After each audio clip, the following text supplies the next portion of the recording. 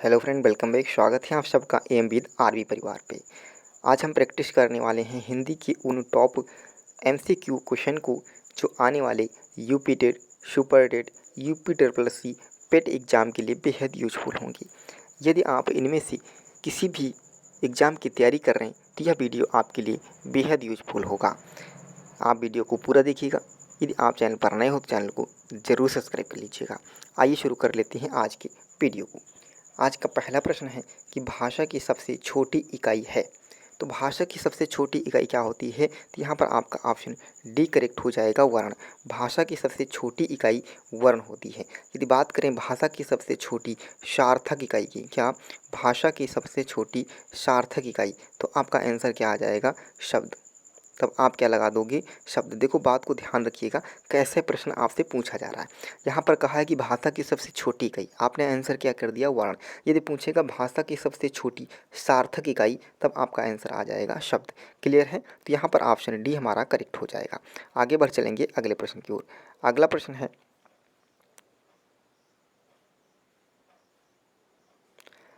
अगला प्रश्न कह रहा है कि हिंदी में मूलतः कितने वर्ण हैं?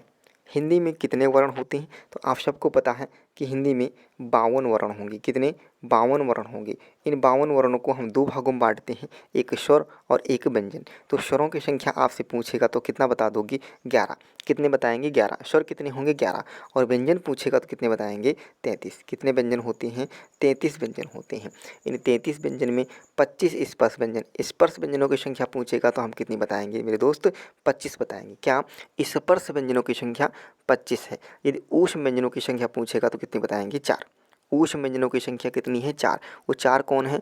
सा, स, श और हा। ये 4 क्या होंगे? ऊष्म व्यंजन हो जाते हैं। और ये अंतस्थ व्यंजन की बात करेंगे तो अंतस्थ व्यंजन भी 4 होते हैं।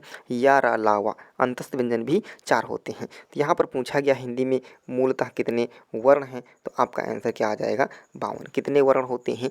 52 वर्ण होते हैं, यानी ऑप्शन हमारा ए करेक्ट हो जाएगा। आगे बढ़ चलेंगे अगले प्रश्न की ओर। अगला प्रश्न कह रहा है कि मैं प्रतिदिन ठंडे जल से स्नान करता हूँ। यहाँ पर जो मैं है, क्या मैं, यह क्या है? उत्तम पुरुष है, मध्यम पुरुष है, निज पुरुष है या अन्य पुरुष है? आपको पता है कि सर्वनाम के जो 6 भेद होते हैं उनमें से एक होता है पुरुषवाचक सर्वनाम, और पुरुषवाचक सर्वनाम के 3 भेद हो जाते हैं। पुरुषवाचक सर्वनाम के 3, जिसमें पहला हो जाता है उत्तम पुरुष, दूसरा हो जाता है मध्यम पुरुष और तीसरा हो जाता है अन्य पुरुष। ये 3 पुरुष हो जाते हैं आपके पुरुषवाचक सर्वनाम के। उत्तम पुरुष में कौन कौन आता है? उत्तम पुरुष में जैसे मैं, कौन? मैं, हम, और मध्यम पुरुष में आएगा तुम, और अन्य पुरुष में जितने शेष बचे हैं जैसे वह, यह, ये सब किस में चले जाते हैं? अन्य पुरुष में चले जाएंगे। तो यहाँ पर पूछा क्या गया है आपसे? मैं, तो मैं किस में आएगा? आप सबको पता हो गया किस में आएगा? उत्तम पुरुष में आएगा, यानी ऑप्शन हमारा ए जो होगा वो करेक्ट हो जाएगा। आगे बढ़ेंगे अगले प्रश्न की ओर। अगला प्रश्न देखो क्या कह रहा है। प्रश्न है कि माता ने बालक को वस्त्र पहनवाए। क्या कहा गया है? माता ने बालक को वस्त्र पहनवाए। वाक्य में कौन सी क्रिया है? अकर्मक क्रिया, सकर्मक क्रिया, द्विकर्मक क्रिया और प्रेरणार्थक क्रिया। अकर्मक क्रिया कौन सी होगी? जिसमें कर्म नहीं हो। क्या? जो कर्म रहित हो, जिसमें कर्म का अभाव होगा, वो कैसी हो जाएगी? अकर्मक क्रिया। और सकर्मक क्रिया कैसी होती है? जो कर्म रहित हो। क्या? जिसमें कर्म हो, वो कौन सी हो जाएगी? सकर्मक क्रिया हो जाती है। द्विकर्मक क्रिया जिसमें 2 कर्म होते हैं। और प्रेरणार्थक क्रिया कौन सी होती है? प्रेरणार्थक क्रिया होगी वह क्रिया जिसमें काम जो होगा वह स्वयं ना करके दूसरे से करवाता है। जैसे आप हो, आप क्या करती हो? कोई भी काम होगा वो आप खुद नहीं करवाओगे, अपने किसी दूसरे दोस्त से करवाओगे, है ना? तो वहाँ पर आपने दूसरे को प्रेरणा दी कि आप ये काम करो। यहाँ पर माता ने क्या कहा है? माता ने बालक को वस्त्र पहनाए नहीं, पहनवाए हैं, किसी दूसरे से पहनवा दिए हैं। तो यहाँ पर कौन सी क्रिया हो जाएगी? प्रेरणार्थक क्रिया हो जाएगी। ऑप्शन डी के साथ हम लोग चले जाएंगे। चलो आगे बढ़ेंगे अगले प्रश्न की ओर। अगला प्रश्न है, आधुनिक हिंदी की जन्मदाता किसे कहा जाता है? आधुनिक हिंदी की जन्मदाता, तो आधुनिक हिंदी के जन्मदाता किसे माना जाता है? तो यह माना जाता है भारतेंदु हरिश्चंद्र को। ऑप्शन हमारा कौन सा सही हो जाएगा? बी करेक्ट हो जाएगा। इन्हें आधुनिक हिंदी के जन्मदाता कहा जाता है। बात करेंगे छायावादी के जनक, इसे क्या कहा जाता है? छायावाद के जनक किसे कहा जाता है? छायावाद के जनक। तो हमारा आंसर क्या आ जाएगा? जयशंकर प्रसाद। छायावाद के जनक किसे कहा जाता है? जयशंकर प्रसाद को कहा जाता है। और यदि बात कर लेते हैं क्या, बात कर लेते हैं सुकुमार कवि, बात कर लेते हैं क्या, सुकुमार कवि की संज्ञा किसे दी गई है? तो सुमित्रानंदन पंत को। सुमित्रानंदन पंत को सुकुमार की संज्ञा दी गई है। तो लेकिन यहाँ पे ऑप्शन आपका कौन करेक्ट हो जाएगा? ऑप्शन हमारा बी करेक्ट हो जाएगा। जो पूछा गया है कि हिंदी की जन्मदाता किसे माना जाता है, तो भारतेंदु हरिश्चंद्र को। आगे बढ़ चलेंगे अगले प्रश्न की ओर। अगला प्रश्न है, जहाँ कर्ता की प्रधानता हो, कर्म का अभाव हो। जहाँ कर्ता की प्रधानता होगी और कर्म का अभाव है। जब कर्म का अभाव होगा आपके लिए, जहाँ पर कर्म का अभाव होगा वहाँ पर कौन सी क्रिया हो जाएगी? अकर्मक क्रिया हो जाएगी। जब कर्म का अभाव है तो अकर्मक क्रिया, और कर्म होता तो कौन सी हो जाती? सकर्मक क्रिया हो जाती। क्लियर है? चलो आगे बढ़ेंगे अगले प्रश्न की ओर। अगला प्रश्न कह रहा है कि नासिक के वर्ण कौन कौन से होते हैं? सब आपको पता है कि नासिक के वर्ण कितने होंगे? 5 होंगे। कौन कौन से? अंतिम, प्रत्येक वर्ग का अंतिम अक्षर जो होगा वो नासिक के वर्ण कहलाता है। जैसे अणा, या, न, म और इया, ये 5 वर्ण क्या हो जाते हैं? नासिक के वर्ण होंगे ये 5 वर्ण। इनमें से जो अंतिम वर्ण होंगे ये क्या कहलाते हैं? नासिक वर्ण कहलाते हैं। तो देखो इसमें ये दा हो गया, गलत हो गया। ना आया लेकिन छा आया तो गलत हो गया। छा माया गलत हो गया। यहाँ पर ऑप्शन आपका कौन सा हो जाएगा? म और ना। क्या? म और ना। म और ना क्या है? ये नासिक के वर्ण कहलाएंगे। क्लियर है? तो यहाँ पर ऑप्शन हमारा डी जो होगा वो एकदम करेक्ट हो जाएगा। आगे बढ़ेंगे अगले प्रश्न की ओर। आगे चलेंगे अगले प्रश्न की ओर। अगला प्रश्न कह रहा है कि कथा सम्राट किसे कहा जाता है? कथा सम्राट किसे कहा जाता है? प्रेमचंद्र, जयशंकर प्रसाद, मैथिली संगरूप या फणिकेश्वर नाथ रेणु। तो कथा सम्राट किसे कहते हैं? तो कथा सम्राट कहा जाता है ऑप्शन ए यानी मुंशी प्रेमचंद्र को। किसे कहते हैं? तो मुंशी प्रेमचंद्र को कथा सम्राट की संज्ञा दी गई है। क्लियर है?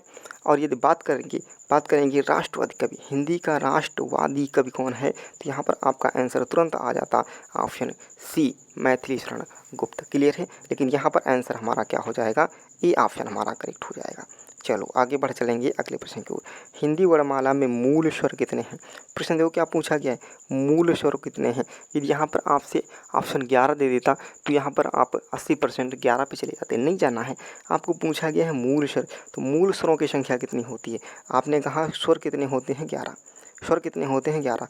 इनको भी हम लोग 3 भागों में बांटते हैं। कितने? 3 भागों में बांट देते हैं। हर्ष स्वर, दीर्घ स्वर और प्लुत स्वर, है ना। दीर्घ स्वर, हर्ष स्वर और प्लुत स्वर। और जिसमें जो हर्ष स्वर होता है, कौन सा? जो हर्ष स्वर होता है इसको हम लोग बोलते हैं मूल स्वर के नाम से भी। क्या? हर्ष स्वर को मूल स्वर के नाम से भी जाना जाता है। और हर्ष स्वरों की संख्या कितनी होती है? तो आपका आंसर आना चाहिए 4। हर्ष स्वरों की संख्या कितनी होगी? 4। ये 4 कौन कौन से होंगे? छोटा आ, कौन कौन से? छोटा आ, छोटी ई, छोटा ऊ और ऋषि ऋषि। ये 4 जो वर्ण होते हैं इन्हें हम लोग हर्ष स्वर या मूल स्वर के नाम से जाना जाता है। तो यहाँ पर ऑप्शन हमारा सी करेक्ट हो जाएगा। क्लियर है? चलो भैया आगे बढ़ चलेंगे अगले प्रश्न की ओर। अगला प्रश्न है कि यह नई साड़ी है, इसमें नई शब्द क्या है? देखो जब ये साड़ी क्या है, साड़ी क्या है तो आप कहोगे साड़ी जो है ये संज्ञा शब्द है। और जो संज्ञा की विशेषता बताते हैं, संज्ञा की विशेषता बताने का काम कौन कर रहा है कि साड़ी कैसी है? नई साड़ी है। यदि यहाँ पर बात करता है यह पुरानी साड़ी है तो साड़ी की बात बता रही कि कैसी है? पुरानी है। लेकिन यहाँ बताया गया साड़ी तो है लेकिन कैसी साड़ी है? तो नई साड़ी है। तो नया क्या हो जाएगा? विशेषण हो जाएगा। क्या हो जाएगा? विशेषण हो जाएगा। ऑप्शन सी करेक्ट हो जाएगा। आगे बढ़ेंगे अगले प्रश्न की ओर। कर्म, कर्म कारक के लिए प्रयुक्त होने वाला चिन्ह। तो कर्ता, कर्ता का कर्ता ने क्या हो जाएगा? कर्ता ने कर्म को क्या हो जाएगा? कर्म को करण से क्या हो जाएगा? करण से संबंध का, इसका क्या हो जाएगा? संबंध कारक। ठीक है, क्या हो जाएगा? संबंध कारक। तो आपसे पूछा गया है कर्मकारक। तो यहाँ पर ऑप्शन कौन सा करेक्ट हो जाएगा, सी हमारा करेक्ट हो जाएगा। आगे चलें, चलो आगे बढ़ेंगे अगले प्रश्न की ओर। कह रहा है कि आगामी वर्षों में जनसंख्या बहुत बढ़ जाएगी, रेखांकित शब्द का विलोम, यानी आगामी का आपसे विलोम पूछा गया है। तो आगामी का विलोम क्या हो जाएगा, विगत हो जाएगा। क्या हो जाएगा, विगत हो जाएगा। परोक्ष का क्या हो जाएगा, परोक्ष का प्रत्यक्ष हो जाएगा। क्या हो जाएगा, प्रत्यक्ष हो जाएगा आपका। क्लियर है, प्रत्यक्ष हो जाएगा। तो यहाँ पर ऑप्शन डी हमारा क्या हो जाएगा, करेक्ट हो जाएगा। आगे बढ़ेंगे अगले प्रश्न की ओर। अगला प्रश्न है कि कौन उभयलिंगी है। बात करते हैं लिंग की। तो लिंग के कितने भेद होते हैं, तो आपका आंसर आएगा 2। कौन कौन से, स्त्रीलिंग और पुल्लिंग। कितने, स्त्रीलिंग और पुल्लिंग 2 लिंग होंगे। यहाँ पर पूछा गया है उभयलिंग। तो उभयलिंग क्या होगा, जो उभय पुल्लिंग में भी आए और स्त्रीलिंग में आए, यानी दोनों में भेद ना कर मिले। जैसे हम बात करते हैं सचु की, तो सचु नाम लेने से आपको नहीं क्लियर होगा कि लड़की है या लड़का है। क्लियर है, तो यहाँ पर ऑप्शन हमारा जो होगा बी करेक्ट हो जाएगा। चलो, तो कैसा लगा आज का सेशन, कमेंट बॉक्स में जरूर बताइएगा। यदि आप चैनल पर नए हो तो चैनल को जरूर सब्सक्राइब करिएगा और एक लाइक ज़रूर कर दीजिएगा। थैंक यू, धन्यवाद।